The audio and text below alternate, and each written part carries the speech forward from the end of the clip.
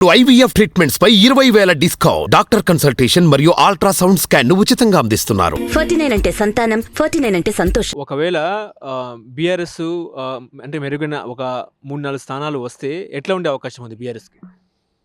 ఒకటికి మించి వస్తే రాజకీయంగా బీఆర్ఎస్ రీలైవ్ అయినట్టే. ప్రజలు నమ్ముతారు నమ్మరు తర్వాత దట్ ఈస్ సెకండరీ. అంటే ఒక్క స్థానం కంటే మించి స్థానాలు గెలిస్తే బీఆర్ఎస్ గెలిస్తే బీజేపీ పని ఎన్ని ఎంపీ సీట్లు బీజేపీ గెలిచినా భవిష్యత్తులో బీజేపీకి ఉండదు.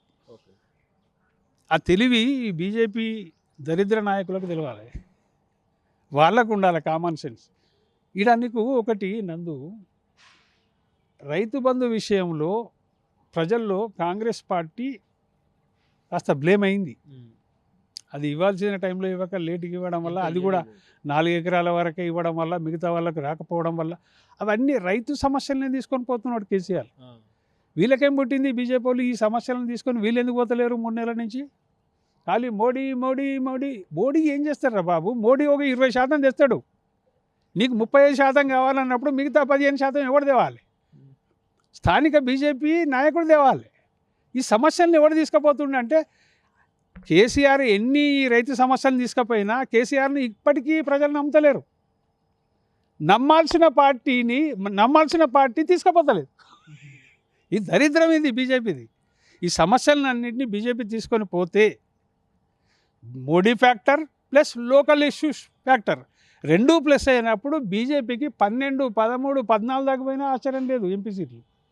మీరు ఇప్పటికీ ఒపీనియన్ పోల్లలో నీకు 4, 5, 6కు మించి ఎవడు చూపెడతలేడు.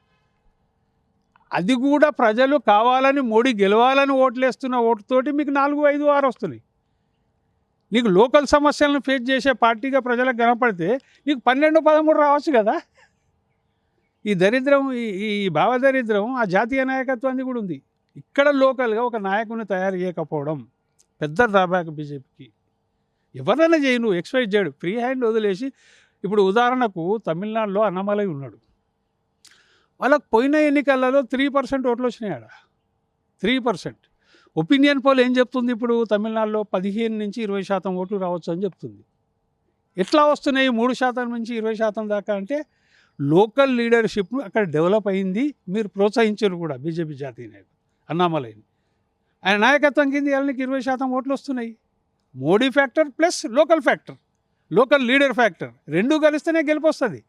ఓన్లీ మోడీ ఫ్యాక్టర్తో రాదు. వస్తుంది, నీకు ఎంతవరకు వస్తుంది? మార్జినల్గా వస్తుంది, పార్షల్గా వస్తుంది. మిగతాది ఫిలప్ చేయాల్సింది ఎవడు? లోకల్ లీడర్ ఫిలప్ చేయాలి. అన్నామలై తమిళనాడులో ఫిలప్ చేస్తుంది కాబట్టి 20% ఓట్లు వస్తున్నాయి.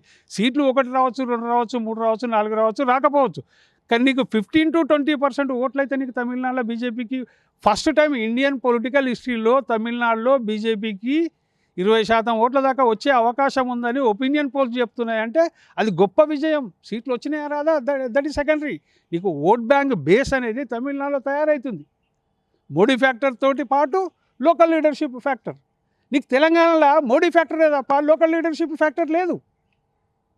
లోకల్ లీడర్షిప్ ఫ్యాక్టర్ ఉంటే నువ్వు ఇవాళ 35% పోవాలి తెలంగాణలో. ఎందుకంటే నీకు ఆల్రెడీ బేస్ ఏర్పడ్డది, ఇక్కడ బేస్ వచ్చింది. నీకు ఎంత కాదన్నా మొన్న ఆప్షన్ లేకున్నా 14% ఓట్లు వేసారు మొన్న అసెంబ్లీ ఎన్నికలని ప్రజలు.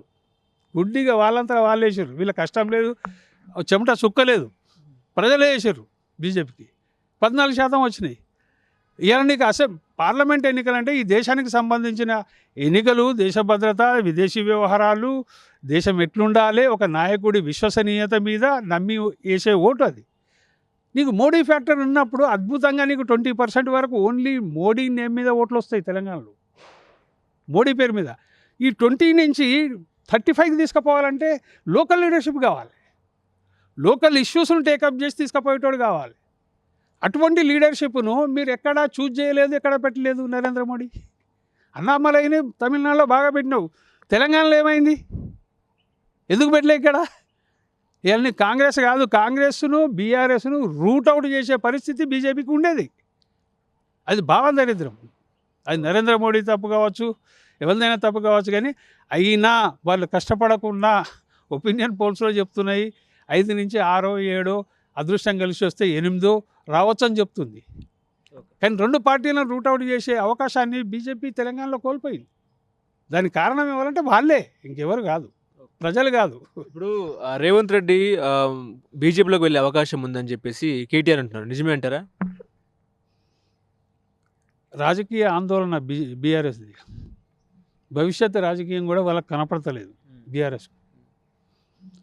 భవిష్యత్తు కనపడనప్పుడు ఆగమాగంలో ఏదైనా మాట్లాడతారు, అవతల మీద బట్టగాల్చి మీద కూడా వేస్తారు. అటువంటి పరిస్థితుల్లో మనకు బీఆర్ఎస్ కనపడుతుంది.